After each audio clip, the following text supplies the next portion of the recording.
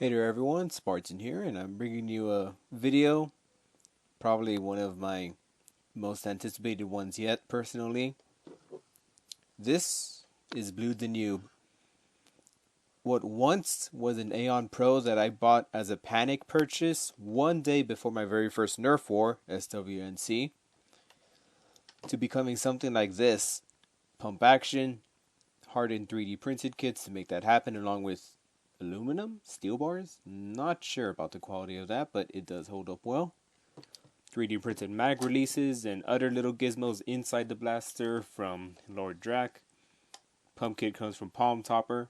I thank those guys very much for engineering these types of things for the Aeon Pro. But yeah, here it is in all its beauty. To think that in October I just bought it, used it fresh out of the box, and liked it. Now, here I am, giving it the fresh paint job that I've always wanted it to be. Giving it this smaller mag release here, since I'm more of the half-length start guy when it comes to this when it comes to these kinds of super stock blasters. Full lengths are good, mainly in flywheels, but when it comes to springers, half darts are where it's at. So yeah, it's just a brief overview about how it's going. Definitely will show off some firing footage. Sorry guys, I don't have a script for any of these videos like I ever had. Just still gushing over all the quality and everything, and well, to think that it was only 1 year ago exactly when I bought myself the Battle Camo Strife as a birthday present to myself when I turned 19. No, well, here I am, investing so much modding work and somewhat money.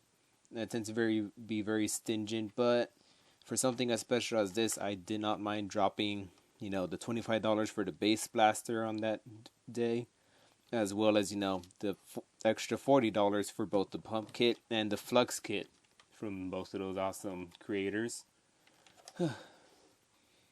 So, it's been a long journey for this guy. I've used it in 3 wars already. It has proven reliable.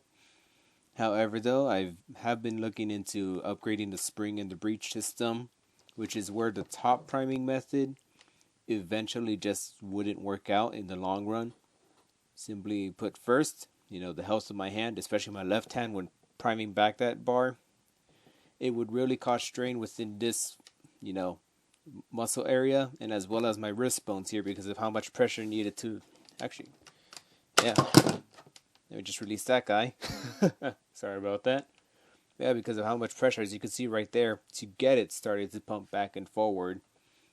It really put a strain on my hand and my wrist muscles. I did not want to get carpal tunnel, so when I saw that this pump kit by Palm Topper on Reddit was showcased, as well as on Foam Blast's This Week in Nerf News, I immediately knew that I had to buy it.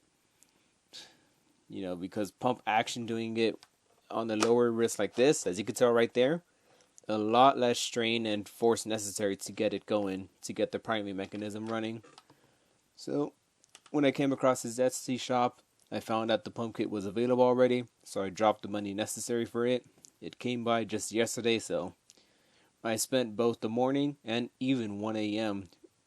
installing this kit. I think the toughest part, apart from the ouch my heart part for having to drill holes into this lovely blue shell that I painted in order to make the extended barrel fit, or more like the extended body shell fit. The other tough part here was also the screw post here. Very rigid, That's the thing with 3D printing, since it comes in layers, riveting layers such as this. The screw ports here can't, it's tough to make them perfect cylinders, perfect screw ports in order to fit the screws in. So you do have to push down a bit harshly in order to get them to fit in. But with all that done, it creates a sturdy build.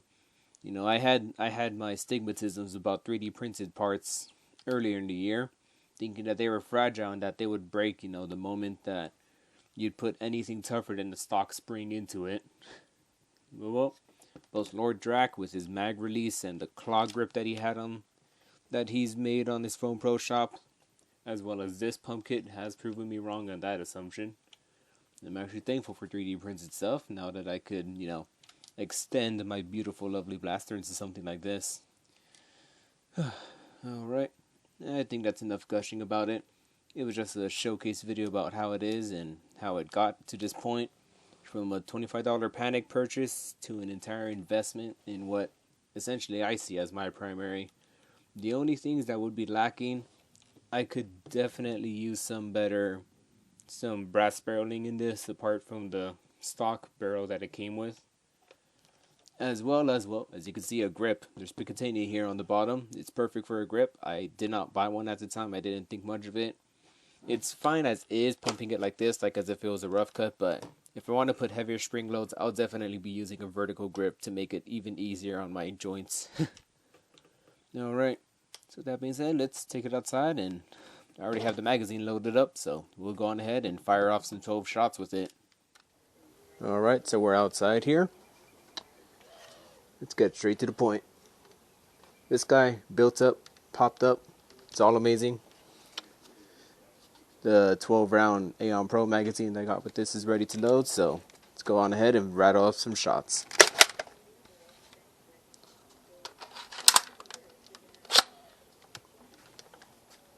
I have a few metal targets downrange, and thankfully with the clog on and the top prime thing gone, with the stock barrel, it creates a sleeker profile up here where I can actually aim down my sights, whereas previously I would usually have my blaster off to the side of my head to be able to aim down. Now I have a clean cut profile, straightforward.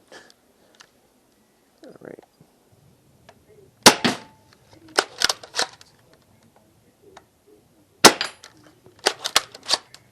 Hit.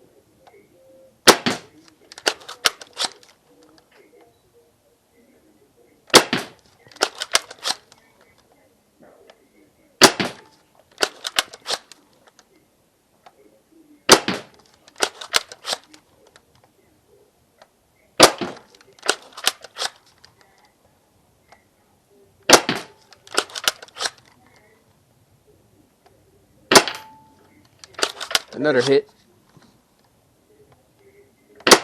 Nope.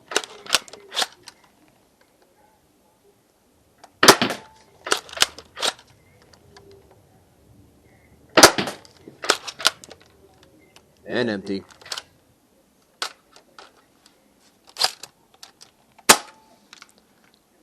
I know that there's a way to deprime. I have just not found it out yet.